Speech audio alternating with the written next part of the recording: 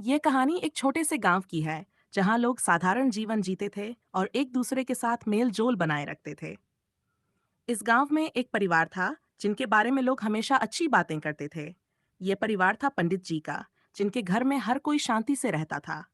पंडित जी की पत्नी, माता जी और उनकी बहू सरला एक साथ मिलकर घर का काम करती थीं। लेकिन इस कहानी का असली किरदार थी सरला, जो एक बहुत ही समझदार, दयालु एक और प्यारी बहू थी। सरला की विशेषता, सरला का दिल इतना बड़ा था कि किसी भी स्थिति में किसी का भी दिल नहीं तोड़ती थी। वह अपनी सास और ससुर का पूरा ख्याल रखती थी, लेकिन इसके साथ ही वह अपने घर में भी एक बड़ी भूमिका निभाती थी। उसे घर के सभी काम अच्छे से करने का शौक था, लेकिन उसकी सबसे बड़ी खासियत यह थी कि वह हर दिन अपने सास ससुर के घर और गांव के कई अन्य घरों में भी खाना भेजती थी। लोगों का कहना था कि ये उसकी आदत बन चुकी थी और वह कभी भी भूले नहीं थी कि किसी को खाना भेजना है। गांव में सरला का प्रभाव, गांव में ये एक असामान्य बात थी, क्योंकि आमतौर पर लोग अपनी तकलीफों में ही उलझे रहते थे। लेकिन सरला का स्वभाव और उसकी दरियादिली ने उसे गांव के हर दिल में एक खास जगह दिलाई थी। वह न केवल घर के काम में, बल्कि गांव में भी एक मिसाल बन चुकी थी। उसकी दया और समर्पण के कारण लोग उसे बहुत प्यार करते थे। जब भी किसी के घर में कोई समस्या आती, सरला बिना किसी सोच विचार के उनकी मदद करती। एक दिन की बात, एक दिन गांव में एक अजनबी परिवार आया। ये परिवार अपने गांव से कहीं दूर चला आया था और उन्हें नए घर की तलाश थी। सरला ने उन्हें देखा और तुरंत उनका स्वागत किया। वह उनके पास गई और कहा, आप लोग यहाँ नए हो, क्या आपको खाना चाहिए? अजनबी परिवार ने थोड़ा संकोच किया, लेकिन सरला ने उनसे आग्रह किया और उन्हें अपने घर बुलाया। सरला के घर में यह परिवार पूरी तरह से असहज था। वे नहीं जानते थे कि यहाँ पर खाना किस तरह से खाया जाएगा, या फिर कोई उन्हें यह देखकर उल्टा सीधा नहीं समझेगा। लेकिन सरला ने उन्हें ऐसे अपनाया जैसे वे उसके परिवार का हिस्सा थे। उसने उनके लिए विशेष खाना तैयार किया और उन्हें सम्मान दिया।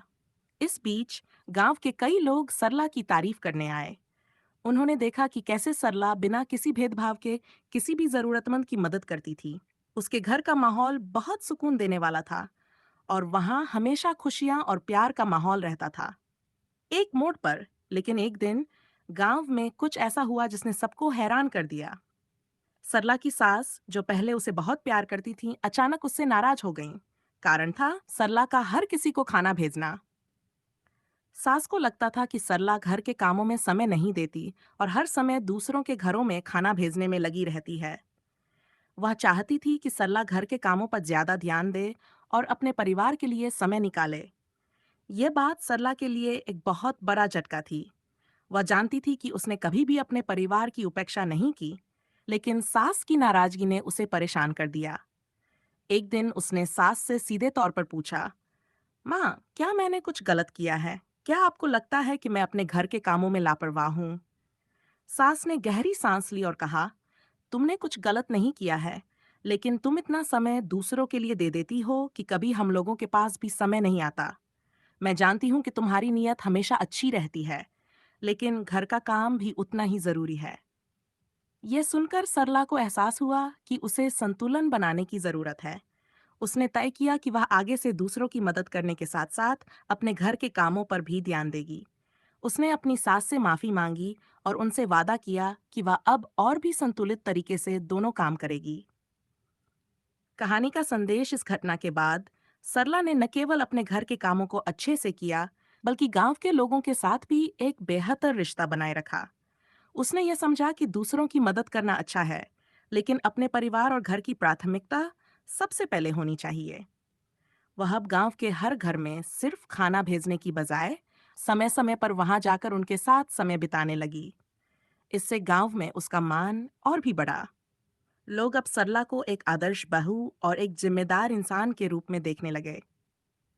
निष्कर्ष कहानी से हमें यह सीखने को मिलता है कि दया और करुणा का प्रदर्शन हर किसी को अच्छा महसूस कराता है, लेकिन संतुलन बनाए रखना बहुत जरूरी है। अपने परिवार और घर की जिम्मेदारियों को निभाते हुए हम दूसरों की मदद भी कर सकते हैं।